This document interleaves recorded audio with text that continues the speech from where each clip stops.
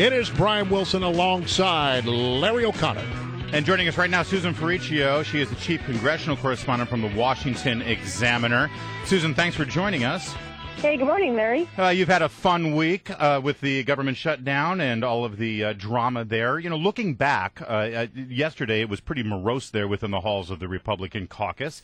What's the mood like there now? Are they still doing a postmortem? Are they still sort of sniping at each other? Are they still blaming Ted Cruz, or are they banding together and saying, "Gosh, we've got more fights ahead"? You know, Larry, there's a little of all of the above in that. It's really interesting. I think they're certainly plotting what's next with these budget discussions and the next big deadline, which is December 13th, and of course the expiration of this new budget funding bill, which is January 15th. And they're also talking about, you know, there's some reconsideration, at least by some of the folks who led the defund the health care law fight, about what tactics they used. But there's a whole bunch of members who think they did the right thing. They stood up for what they believed in. They stood up for what their constituents wanted. So no regrets there. So they're doing a whole bunch of things. I don't sense a lot of infighting right at the moment. It could be that a little bit of shell shock, and that when they get back early next week, that you're going to see the dividing line there. But at the moment, it sounds like what their goal is to try to position themselves going into these big budget talks. As you know, yesterday, the Budget Conference Committee that was established as part of this deal had their first meeting, and we heard kind of different things coming out of this group. We heard a little bit of optimism from the two leaders, Chairman Paul Ryan and Patty Murray over from the Senate. And then you heard a little bit of less optimism from Chris Van Hollen, who's also on the panel, and Jeff Sessions, the Republican in the Senate. There's a lot of disagreement about where they're going next, and I think that's where the focus is going to be. Moving forward, you know, I mean, there's a lot of postmortem right now, but I think right now they're like, okay, what are we going to do next? This is going to be the biggest fight we've ever had over spending, taxes, and entitlements, and here's our chance. I think that's the sense you got from Capitol Hill yesterday. I think the frustration many people have was that this thing sort of just got kicked down the road. We kicked the can down the road. We really didn't solve any of the problems. Well, we set up this conference committee that's going to have to try to find a solution, a long-term solution by December 13th. But, Susan, I've walked those halls. Right. You know that this is going to get pushed right up to December 13th, and they're still not going to have come to an agreement because it seems that Congress is just incapable of meeting a budget deadline.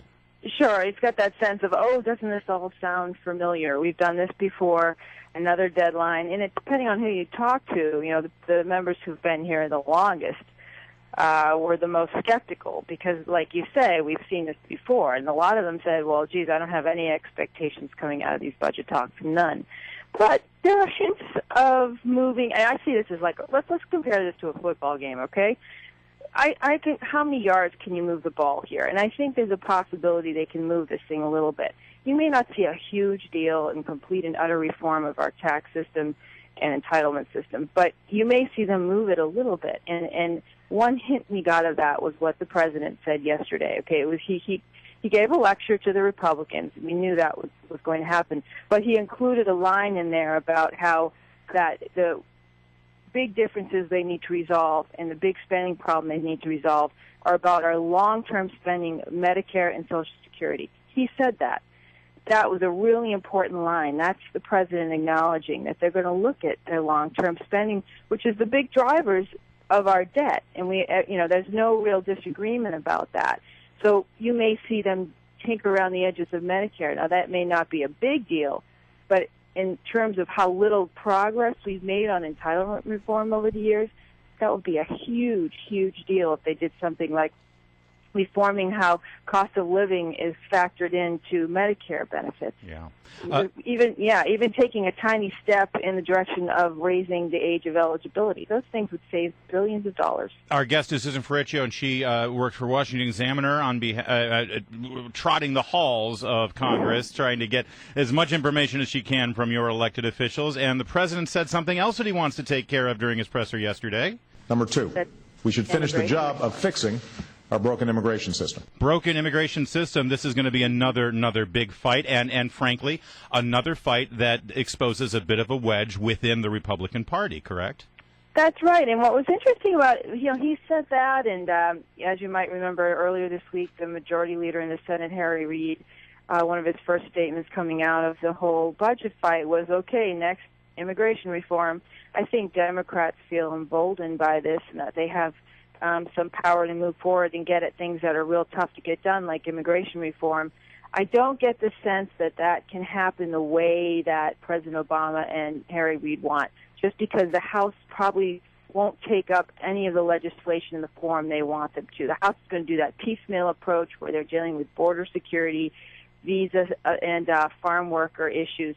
I don't get the sense that the House, even now, is considering that. And here's the other problem, and we were talking about this before the members left town yesterday, which was that there just isn't time. They're now going to be consumed by this budget situation. It's going to make it really tough for them to hunker down and deal with another big, tough issue like immigration reform with the 2014 elections coming up. Because once they get into campaign mode next year, big issues like immigration reform will be almost impossible to deal with just because of the heavy-duty politics that take over on Capitol Hill. All right, so, Washington media, it seems, can only really focus on one big story at a time, and the government shutdown and the budget battle was that. But now that that's done, at least for the short term, there's going to be a lot more focus on the fact that the Obamacare website is an unmitigated disaster. Do you think that as we get deeper and deeper into that it will change the tone of things? Do Democrats get that they have a problem on their hands in regard to that? Well, we'll certainly shift the spotlight to it, as you said. And I think in Congress you'll see intensive oversight on the House side where the Republicans run the show. They've already said we're going to, the speaker's already said we're going to really, step up the oversight of this. And so I predict hearings, I predict publicity, negative publicity, and I believe it will all hinge on the success of this thing. Are they able to straighten out the glitches? Are people actually going to sign up? Are we going to find out the costs are affordable? Or are we going to continue to hear stories about people who are priced out of the market and losing their health insurance?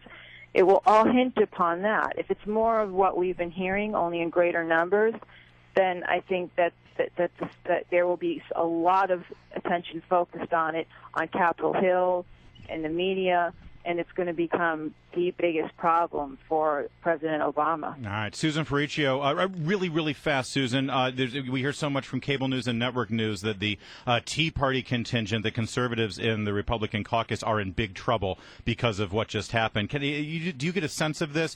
Are the Tea Party members worried about being primaried next year, or are the moderates worried about being primaried by a Tea Party candidate? The candidates who will be most vulnerable in the aftermath are those who are from districts that are more purple, and that's always the case in every election. When something big and ugly happens, the party whose members are in the purple districts and the swing districts get in trouble with the voters, and they're the ones who are most vulnerable. With Tea Party members, a guy like Trent Franks, are they going to be primaried from the right or from the middle? Well, they will be. Well, that's a good point because there are members. The Tea Party is threatening to primary members who did not vote the way they wanted them to on the budget. So there's that as well. There's a whole kinds of things conspiring to work against them on this. But it's really, we're so far away from 2014, Larry. It's really, thanks, Susan. I'm not convinced it's going to matter. All right, we'll have you back to explore it as we get closer. Susan Ferrechio, Chief Congressional Correspondent from the Washington Examiner.